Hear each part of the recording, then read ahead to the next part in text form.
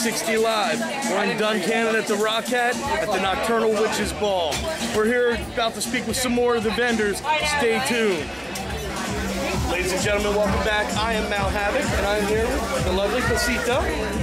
She works for a company called Tea and Absinthe, and they're here at the Nocturnal Witches Ball with 3 different flavors of absinthe today. Yes, we're showing 3 different flavors. We have Bouquet, which is a New Orleans style or a French style absinthe. It has a lot of grassy notes, a lot of mint to it. It's a vert, which is green. So most people don't know that there are greens and there are also blanche or blues. So we also have Kugler, which is from Switzerland, and this is a blanche. It comes out clear when you pour it, and then when you do the luching process, it comes into a nice milky, cloudy color. And then the third one there, and I see I'm a little more familiar with these two. I've seen them in the Pennsylvania liquor store. What's the third one you have there? Grand Absinthe. It's a new one to us. We've seen it around, but we haven't tried it that much. It's very sweet. It's a French style as well. And so do you guys sell them by the bottle? Do you have a website? Well, we mostly sell absinthe accoutrement. So all of the drips you see, all the glasses, all the spoons, all the things that we sell. We also have the other side of our business because we are tea and absinthe. Okay, so you do custom herbal teas as well? Yeah, we sell herbal teas and in fabulous gourmet flavors. So you dry and flavor your own teas, or? We actually get them from several people that mix them for us. Okay, excellent. And so with the absinthe process, for those who aren't familiar with it so much, I would love to show you. Yeah, could you give them a little bit of an idea? Sure. In fact, you know what? I'll pour one for you right now. So this is an absinthe. I'm not taste testing any more stuff, man. So this is an absinthe glass, and it has a dose line right here. Let me show you another one. A lot of times you'll see this. A lot of times you'll see this style of glass as well, where it's molded so that you know how much absinthe to measure. So what you do, let's do the Kugler because I like to. So you pour your absinthe to the dose line.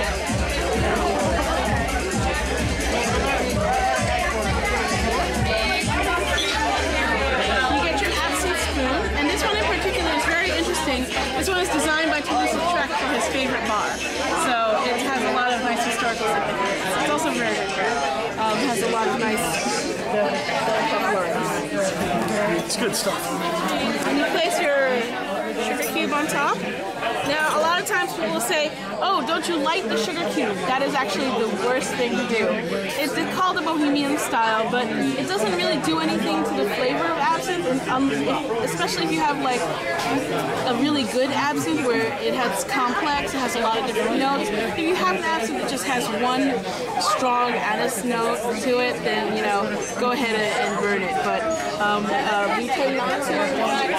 One of our favorite bumper stickers is, friends don't let friends burn absinthe. Excellent. It does nothing to the flavor. In fact, I never understood that myself. It kind of ruins the flavor. And that's what I was kind of thinking. Does it actually just burn off some of the alcohol People content of it say as it well? caramelizes it. I think it doesn't. I think you can't caramelize sugar at that temperature. Not unless you let it go for too long, and then it's kind of a bit much. You're burning off all the Yeah, and alcohol. then that's what you will taste instead of the absinthe.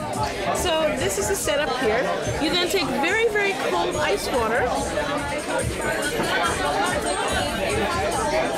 And you drip it slowly onto the onto the sugar cube, which dissolves it into the absinthe. Now, why is it very, very cold water? Because the cold water drops into the absinthe and brings the essential oils out of solution. It changes it from a clear to a cloudy. This process is called luching. What is that process again? Luching? Luching? Yeah, it's called doing a luche. One of the nice things to see also is to see the levels and all the swirls in it. This is one of the things that all those artists were fascinated with. Now, with the Pennsylvania absinthe, I know one of the things that they always talk about with absinthe is the wormwood content. Is there wormwood in the absinthe? There is. Absinthe is legal in the U.S. now, and the levels of wormwood that are in it are exactly the same as what you would get in traditional absinthe, in a pre-ban absinthe. Now, you'll get more wormwood in a Czech absinthe because they added, when the ban happened, They said they ended up not banning it on their law books. So I said, well, if it's so taboo, then we'll just add more. And they put more and more wormwood in it, which made it very, very bitter. A lot of times they'll also they'll just add oils instead of going through the whole soak of the herbs and distillation process. So it tends not to be very good.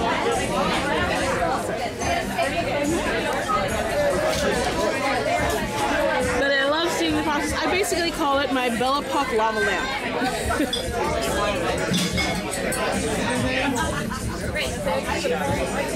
That looks psychotropically delicious. It is. Psychotropically delicious.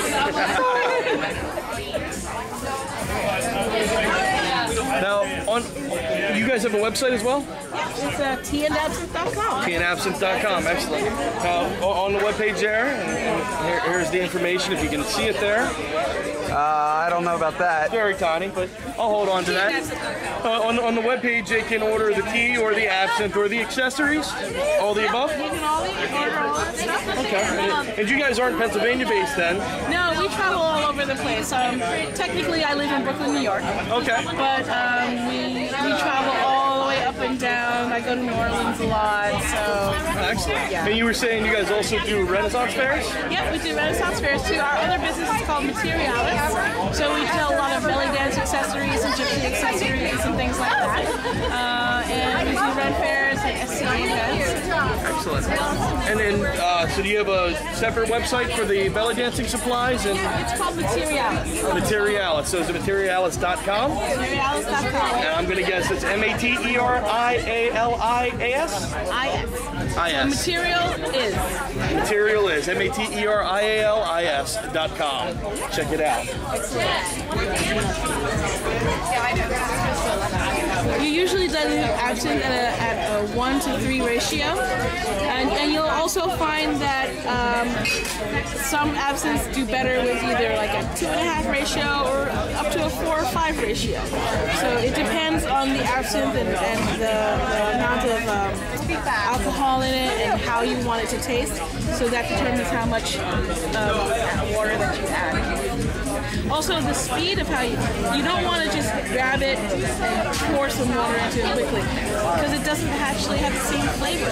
Doing it slowly allows all those flavors to kind of come out. That's good to know. I've had several kinds myself, and I think my favorite's been Lucid so far. But I'm actually always been a little bit quicker about it, and I use 2 cubes. It's got like a sweeter flavor too.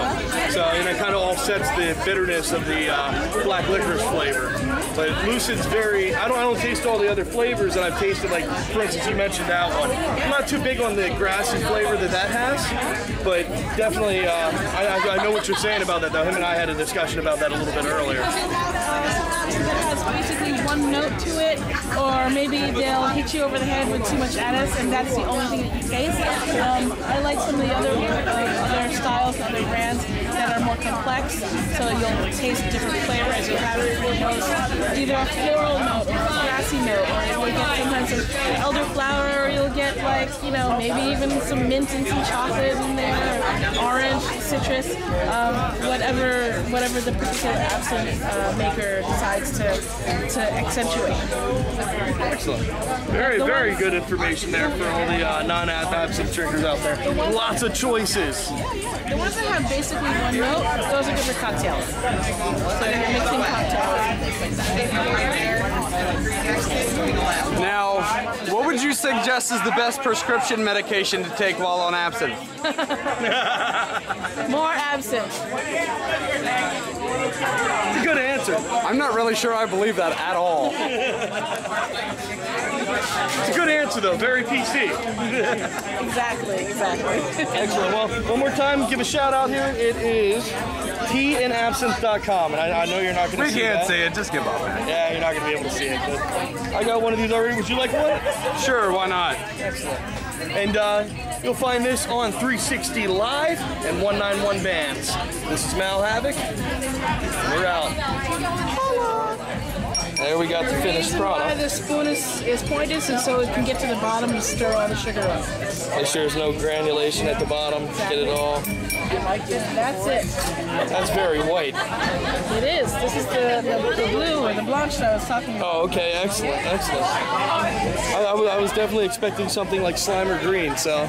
Well, we have also a green, but I like showing people that there are more varieties. Oh, absolutely. And there's more flavors out there. Now, is there only green and white, or are there other varieties as well? Sometimes we come across some amber-colored ones. We recently did a tasting of some pre-ban absinthe, which was over 100 years old. These bottles go for like $3,000 to $7,000 a bottle. Wow. We managed to get tasters, so basically each glass cost a little over $100. Yeah, and we kind of split it up between a few people and did the tasting that way. And those were very amber colored. One of them was a little bit darker inside, but pretty much amber. After tasting the 100-year-old stuff, the modern stuff is only okay. Well, let me ask you something on that too, because I have noticed something with my bottle. Is after I opened it and I let it sit, and then like I've had It changes because it does. of oxidation. Okay. But that's not the same as having a sealed bottle that stays in that bottle and mellows for a long period of time. I actually like it better after it's sat. I do. I have a bottle of Red actually that's open and been open for 2 years, and it got darker. It got darker. The color changed. The flavor changed.